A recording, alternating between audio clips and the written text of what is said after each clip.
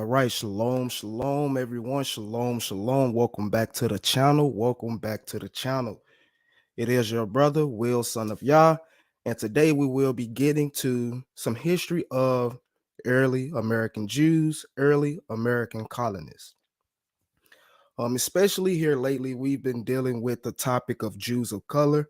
So I found it important to bring out this history of some of these early Jewish settlers that we have on record of being classified as people of color, either by way of them being called African, Black, Swarthy, or even mulatto. So I'm about to give out a few examples of these early colonial Jews, just to shine light on the history of these early Black Jews of color within America, especially within colonial records. So again, shalom, shalom to all. We will be getting to early American Jewish history today, showing a few examples of these peoples, and I hope you all enjoy the presentation. So give me a second. We're going to get everything set up, and we're going to get straight to the presentation. All right. So 1 second. Let's see.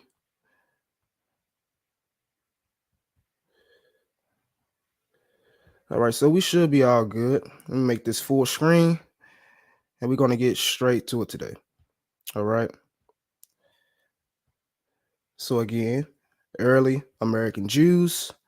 Give me 1 second. Look at the comment section, see if there's any comments, anything. If not, we're going to go ahead and get started.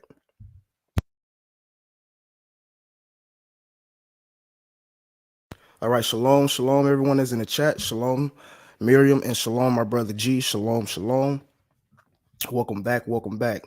So we're going to go ahead and start off by going into a quick source reference from the book, The Sephardic Atlantic. And we're just going to get a quick source concerning Jews, period. All right, or concerning Jews of color, period. And we're going to start at the highlighted section. And it says, as Jonathan Scorch has convincingly argued, early modern Jews were not automatically white, but they were easily counted among Black people. And that's the purpose of this specific presentation today, to show that all early modern, to show that early modern Jews, specifically within America, were not always automatically white, but you had some of these Jews being classified as Black people as well, which shouldn't be surprising. So we're going to start off in 1633, and we're going to go to early colonial Maryland. We're going to start off looking at the source, the congressional records, proceedings, and debates of Congress, specifically dealing with the date of 1873, or the publication date of 1873. So we're going to start at the top highlighted section on the right side of the page. And it starts off by reading that Maryland was one of the earliest English colonies to be established in the New World. The Ark and the Dove bringing the settlers upon the Shakespeare in 1633. There is no certainty that the Jews were among the settlers who came to the shores of Maryland on the Ark and the Dove. There is room for speculation. However, since Father White, the chronicler of the expedition, records that the party picked up an indentured servant on the islands of Barbados by the name of Matthias de Sousa. So Matthias de Sousa is a character or a person we will be looking into today. It goes on to say that de Sousa was a very prominent name among the Morenos, who were then spread over the Spanish and Portuguese dominions in the New World. 1 second, can you all see my screen? Let me see. I don't think you all can see my screen. No, you cannot see my screen. So give me 1 second. I thought you all could see my screen. It's not showing up on my phone. Comment if you could see my screen. It's showing up. It's all black what I'm looking at. You all could see my presentation? Let me go back then. Let me see. He says the screen was blank. All right, so let me start over. That's my apologies. Don't know what's going on. Let's see. Let me start this over. All right. I don't start the whole presentation with the screen black. Ah, that's what it was. Share entire screen. Okay, my bad, my bad. All right, let's start over. Let's start over. Got to start over. All right, so again, early American Jews. Again, my apologies. My apologies. We're going to start over. And we're going to start off again by looking at the book, The Sephardic Atlantic, starting on page 73 and reading the highlighted section. And it says, as Jonathan Scorch has convincingly argued, early modern Jews were not automatically white, but they were easily counted among Black people. Again, this is the topic of the entire video today, looking at early modern Jews that were counted among Black people or people of color. All right, so we will be moving on to the time period of 1633 in Colonial Maryland and looking at some of the early Jewish settlers within Maryland. And to do that, we're going to go to the congressional records, proceedings, and debates of the Congress. Publication date is in 1873. We're going to take our focus over to the right side of the page, starting with the top highlighted. It reads off that Maryland was one of the earliest English colonies to be established in the New World. The Ark and the Dove bringing the settlers up to Shakespeare in 1633. There's no certainty that Jews were among the settlers who came to the shores of Maryland on the Ark and the Dove. There's room for some speculation. However, since Father White, the chronicler of the expedition, records that the party picked up an indentured servant on the island of Barbados by the name of Matthias de Sousa. All right, Matthias de Sousa is a character we will be focusing on today. De Sousa was a very prominent name among the Morenos, who were then spread over the Spanish and Portuguese dominions in the New World. And it is possible that Matthias de Sousa was a descendant of Morenos or crypto Jews. A goodly number of Moreno names appear in the list of individuals receiving denization papers in the colony during its early years. So a lot of Jews were actually receiving these denization papers as settlers in the early modern world of the Americas. It goes on to say the most interesting character among the early Jews who settled in Maryland was Jacob Lumbrozo. All right, Jacob Lumbrozo is another character we'll be looking into today. Having come to the colony in 1656 from England or Portugal, Lumbrozo was a very versatile fellow, practicing as a physician and also amassing a good deal of wealth as a planter. So let's continue on. Going to the next source, dealing with Matthias de Sousa. And to do that, we're going to look at the book, The Flowering of the Maryland Palatinate. All right. So again, dealing with Matthias de Sousa. We're going to get a little more information from this specific source. It says, when Fernando Pulutin demanded land rights in 1639 for a number of transportees which had been assigned him by Father White. Among the names was Matthias Sousa, a mulatto. Likewise, in 1650, when Thomas Copeland demanded the land rights by assignment from Father White as having bought a number of adventurers in 1633, among them was the name of Matthias Zaus. The name was or has all the flavor of a Portuguese or Spanish basic bloodstream, and then so much as it is well known, a proved fact that the Portuguese women integrated with the Negroes from the Portuguese colonies in the 16th and 17th centuries. It can be easily understood why he was listed as mulatto. So we see that later on, Matthias de Sousa was listed as a mulatto, and they believe that he was listed as a mulatto because he was more than likely, according to them, a descendant of a Portuguese woman and a Negro male. But as we go down here to the notes, we're going to see something more defined from this, and it's by Benjamin H. Herogenes. It says, Benjamin H. Herogenes, a second generation American Dutch Jewish origin, writing in his studies in the history of Maryland, attempts to prove that he was a Portuguese Jewish aristocrat and referred to him as Matthias de Sousa. According to his dark complexion, he was therefore listed as mulatto. All right, so because of his dark complexion, he was listed as a mulatto, especially during his time. Heterogeneous, furthermore, makes an unreliable claim in his arguments to prove that Sousa was the first Jew to settle in Maryland, but was forced to conceal his origin and faith on account of his religious prejudices. All right, so we see that Matthias de Sousa was listed as mulatto based on accounts of his dark complexion. And this is actually a statue of Matthias de Sousa in Maryland. Listed off as Matthias de Sousa was the first black settler of African and Portuguese descent. And we know that he was an indentured servant. All right. Now, I want to bring up something else before we move on from Matthias de Sousa because it gets very interesting. We could see that he was actually a real live public figure or real live historical figure in Maryland's history.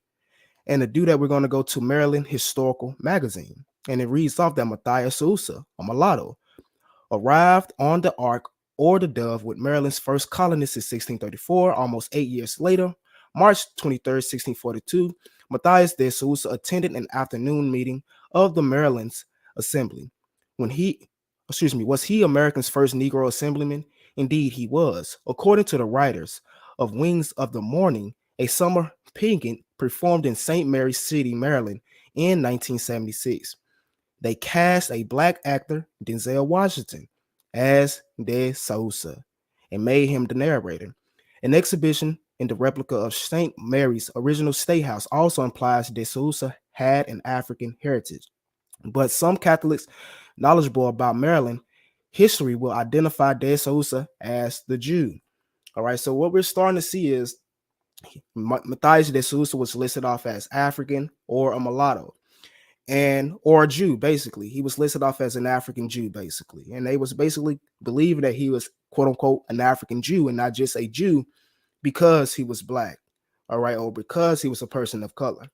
And to furthermore show that he was a person of color, even Denzel Washington played his role back in 1976 in in a play called what was it called? Wings of the Morning Star. And this is actually a picture from the casting role. Denzel Washington spent the summer of 1976 in St. Mary's City, Maryland, in Summer Stock Theater performing Wings of the Morning, the Maryland State play, which was written for him by incorporating an African-American character / narrator based loosely on the historical figure from early colonial Maryland, Matthias de Sousa. All right, and again, we just showed that Matthias de Sousa was indeed of Jewish descent based off these previous records we brought out. All right, so we brought out Matthias de Sousa. Now let's deal with Jacob, one of the other earliest Jewish settlers in Maryland. And again, he was based in around 1656. And we're going to read this specific source coming from One Nation Under Gods, A New American History by Peter Mansu. And we're going to read from the highlighted all the way down to the last highlighted. It says, when Jacob Lumbrozo sailed from North America in the winter of 1656, the province of Maryland must have seemed a good choice for a man such as himself, a Portuguese Jew whose family had once fled the anti-Semitism of the Iberian Peninsula. He perhaps would have been drawn to the colony's rhetoric of religious toleration. While it is actual policies on the front were far from perfect, as he soon would discover, it nonetheless may have appeared slightly more elegantly than most other options at the time. If Christians elsewhere in America terrorized each other over minor differences in doctrine, what might they do to those who had no such or no much use for Jesus at all? A man of dark complexion, described as black in at least one court record, and possibly of North African ancestry.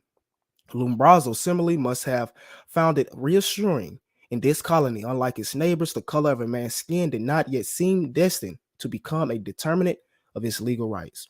So Jacob Lumbrozo came from North Africa. He was a Portuguese Jew.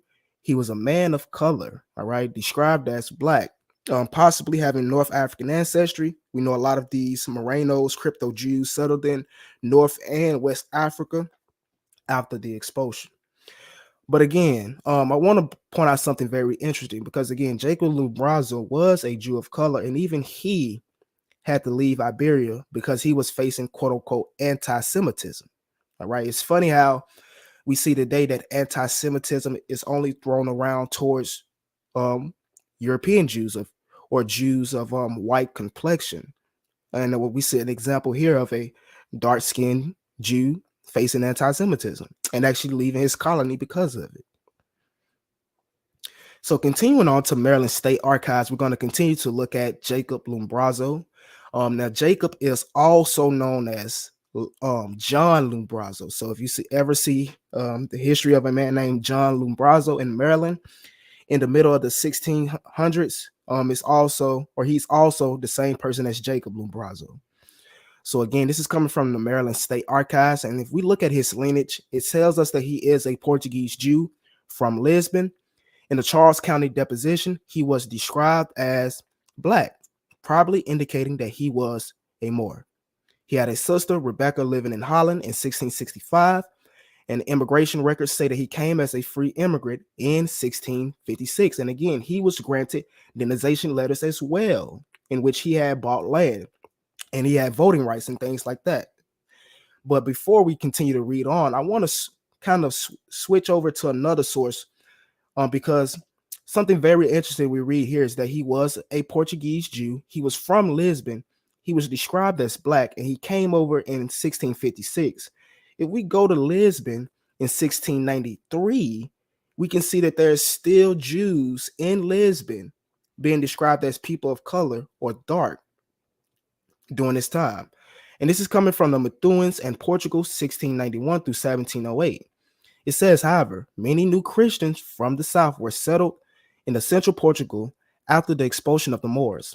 And Lisbon, in its great colonial days, drew its fresh exotic elements from Africa and the East. William Bromley, who visited Lisbon in 1693, said, in spite of the persecution of the Jews and new Christians, these people still formed a third of the population, and many of them looked as swarthy as the Moors. All right. And here's a depiction of a Moor right here. So again, this brother, Jacob Lumbrozo, was described as black, probably indicating he was a Moor, and he was still coming from the same city we just read about these quote-unquote swarthy Jews being in at a later date. Now let's read some more information on Jacob Lumbrozo. He was married in July 1663 to Elizabeth Well, who had been his servant and was much less well educated and much of lower status than he.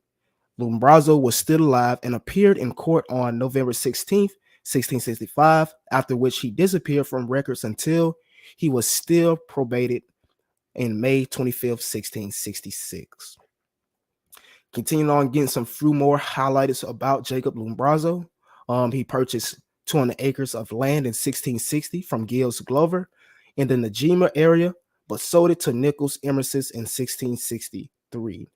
All right. So again, we're talking about a black Jew of color during this time, doing all these things, doing all these things that, people during our time or people of color during this time couldn't necessarily do because they was enslaved.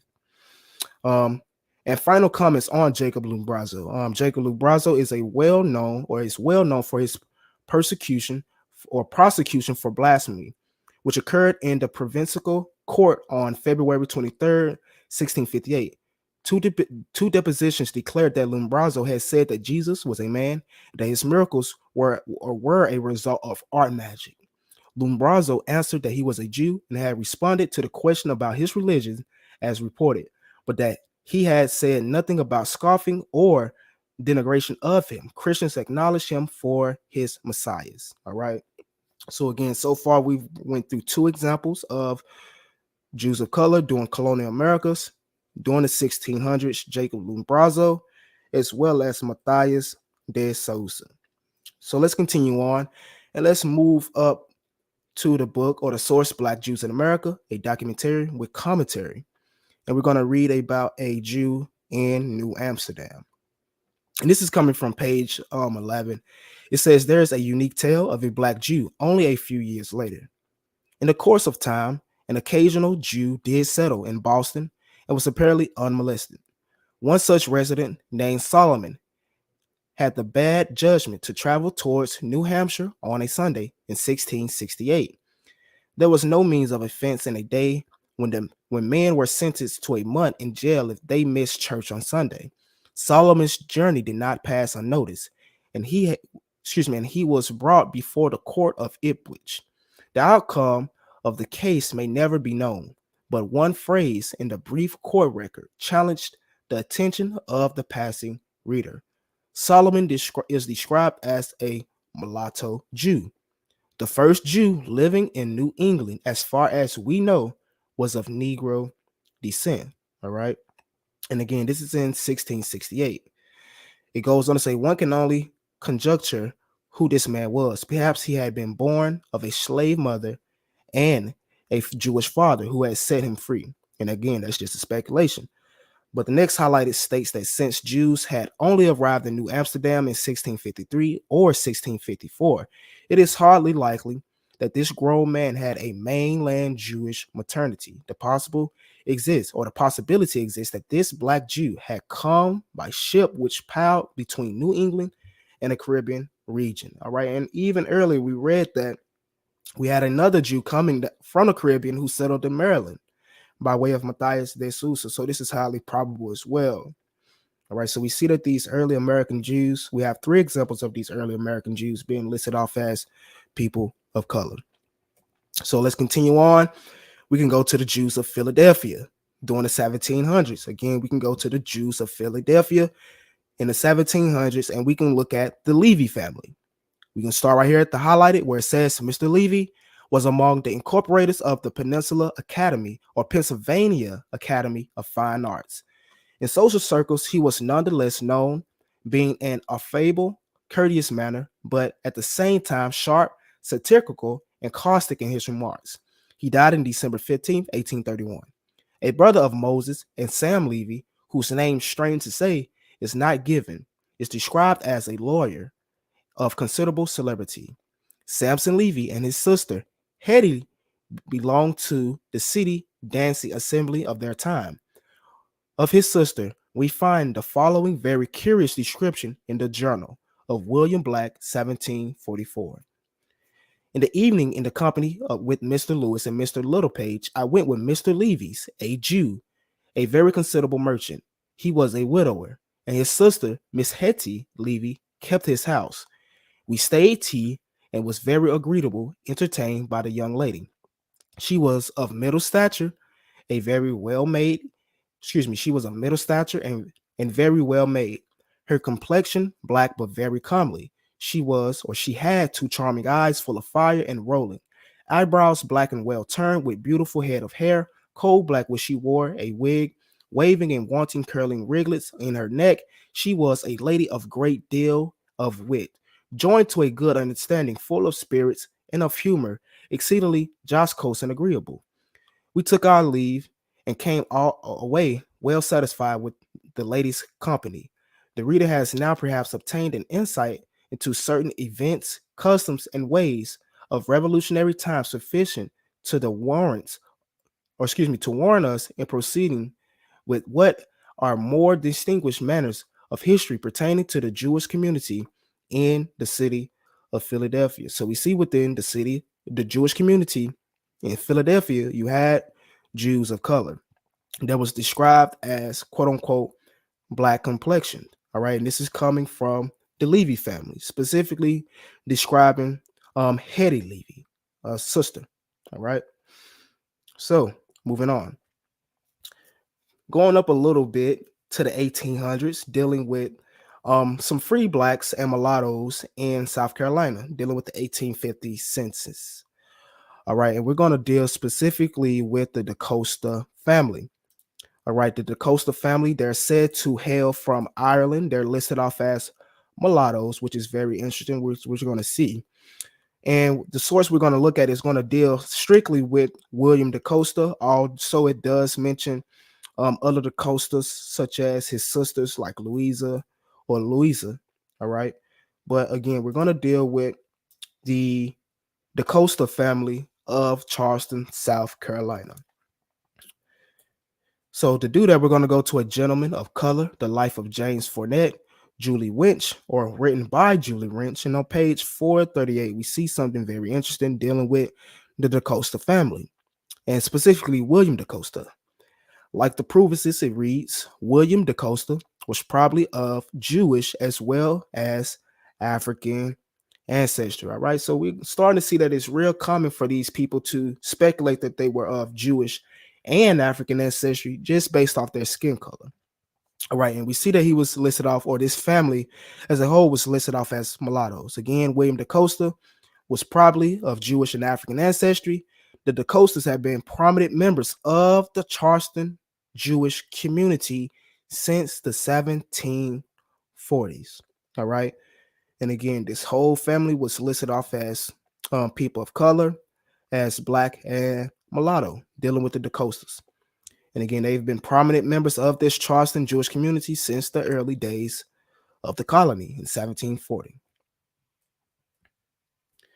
Now we're going to get ready and wrap it up. But before we wrap it up, we're going to go to this last source dealing with, guess you can say, Portuguese Jews coming over to America and being listed off as Jews of color as well. And this is coming from Carolina Genesis, Beyond the Color Line, and it's edited by Scott Withrow. And we're going to start off by dealing with the author's great-great-grandfather. And it reads from the highlighted.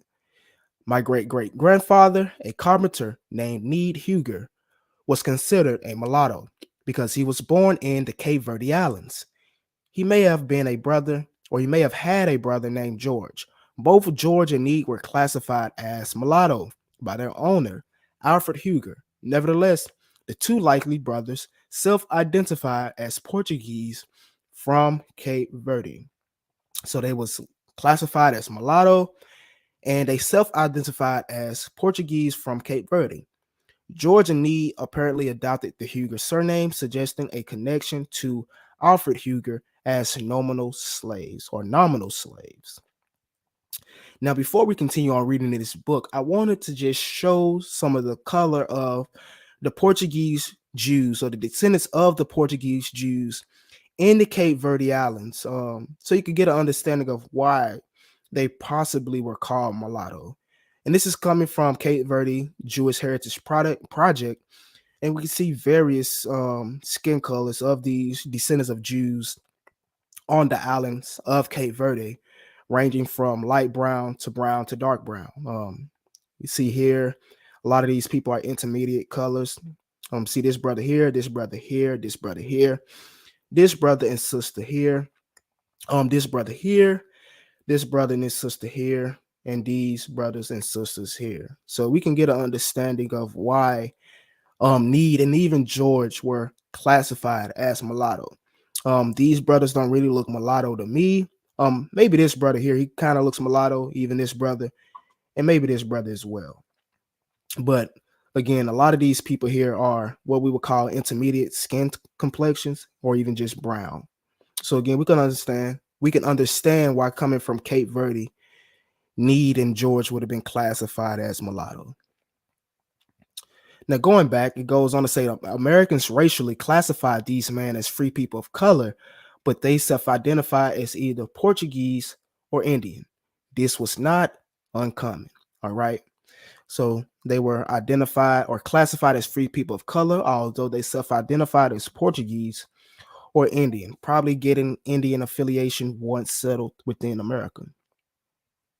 So continuing on, it says that their residence was on the same street as the Postmaster General of South Carolina, Alfred Huger, at 128 Broad Street.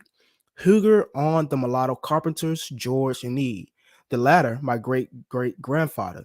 Need was a Portuguese Jewish sailor and shipbuilder from the Cape Verde Islands. His plight was one of the tragedy. When South Carolina routinely captured non-European sailors and held them as slaves until evidence was produced sufficient enough to liberate them, Need fell victim to the enslavement of free seamen of color, where he was not able to provide a certificate of his free status. So again, we have another example of a quote-unquote Jew of color in early colonial America, and this Jew even fell victim of the slave trade. And again, we had another Jew who was an indentured servant but was later freed. Again, wrapping this up, as a carpenter in Charleston, Need was most likely employed by the city's major carpenter, James Mitchell. Like Need, Mitchell was said to be a Portuguese Jew, considered as a free person of color or mulatto. Mitchell was formerly employed as a sailor by Solomon Moses, a Newport, Rhode Island shipbuilder and slave merchant. Newport, Rhode Island was not unfamiliar to the Sephardic community. As early as 1654, Portuguese Jews established the first Jewish settlement. By 1658, 15 Jewish families arrived at Newport from Amsterdam. And we showed you all, actually, or I showed you all, that the first Jew in New Amsterdam was classified or identified of Negro descent or mulatto, and introduced Freemasonry, whose ancient bringings are found among the Egypto-Moors. By 1732, Spanish Portuguese Jews from England settled in the savannah. At the same time, Orthendor began his colony with an aid of Tomachar, the Yamanasi chief. All right. So again, something very interesting here to take interest to or take note to is that although Need was a carpenter and a slave as well, and a Portuguese Jew of color as well, the person that he was employed by, James Mitchell, he was a Portuguese Jew as well, and he was a free person of color or a colored Portuguese Jew as well. All right, so again, there's a lot of examples of these Jews of color within colonial America, whether they were slaves, whether they were free people of color. We just have to continue to dig. And we see here that some of these Jews brought in quote unquote Freemasonry into the Americas when they brought themselves over to the colonies. And that's very interesting because we actually see an example of a Jew involved in Freemasonry by the name of Prince Nero. And we can look at this coming from the book Russia and the Negro, Blacks in the Russian History and Thought. Starting at the highlighted, it says that in Boston in 1808, Nero Prince was elected as the second Grand Master of an African Grand Lodge of the Masons, thereafter called the Prince Hall Grand Lodge in honor of the first Grand Master who had died in December 1808. It goes on to say that Prince had been one of the organizers of the first officers of the African Lodge when it was founded in 1791. By one's account, Nero Prince was said to be a native of Russia, a Jew who identified with colored people. All right, so we have Jews coming from all over Europe to America who are identified as colored people. All right, again, by one's account, Nero Prince was said to be a native of Russia, a Jew who identified with colored people. A recent study from the Prince Hall by Charles Wesley contains a more convincing explanation. Wesley reported that Prince Hall was a skilled black cook who sailed to Russia in 1810 and remained as a butler for a noble family. So again, Prince Nero, who was from Russia, who was a Jew, indeed was another Jew of color that we can see within American records. And to just double down on that, showing that this Prince Nero was a Jew of color, we can go to African American fraternities and sororities, the legacy and division, second edition. And it says, perhaps it is ironic, or perhaps it is a testament to the black members' commitment to the principle of universal brotherhood. All men one blood, that Hall's successor was a Russian of white descent. Nero Prince, the second Grand Master of Prince Hall African Grand Lodge, filled the office from 1807 to 1809. Although his parents were Russian Jews, he identified with men of color and worked vigorously and furthered the aims of the Grand Lodge. All right.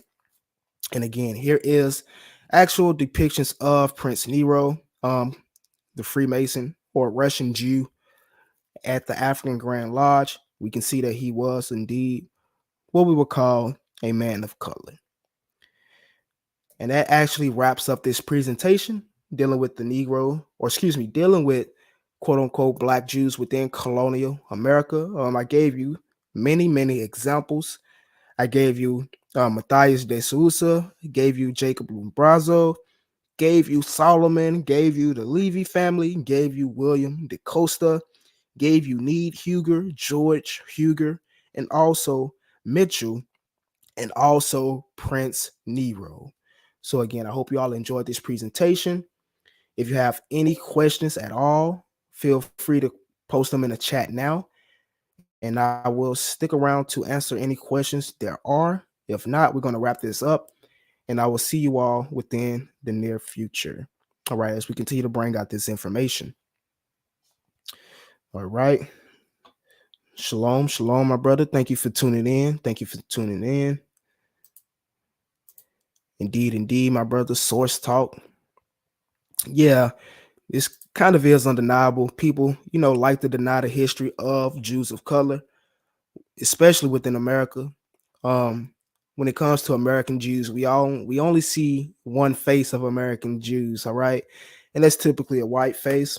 Not to be racist or not to be, I guess you can say, radical, but again, I just wanted to show the legacy or show the history of these early Jewish settlers and how a lot of these people were people of color. And that's just dealing with America per se. I didn't go to the Caribbeans. I didn't go to Jamaica, Barbados, Haiti, because it gets blacker, I guess you can say. Thank you for tuning in. Again, I'll stick around for a couple more minutes. See if there's any more questions, comments, or anything. If not, I'm gonna go ahead and wrap this video up. And I thank you all for tuning in. All right.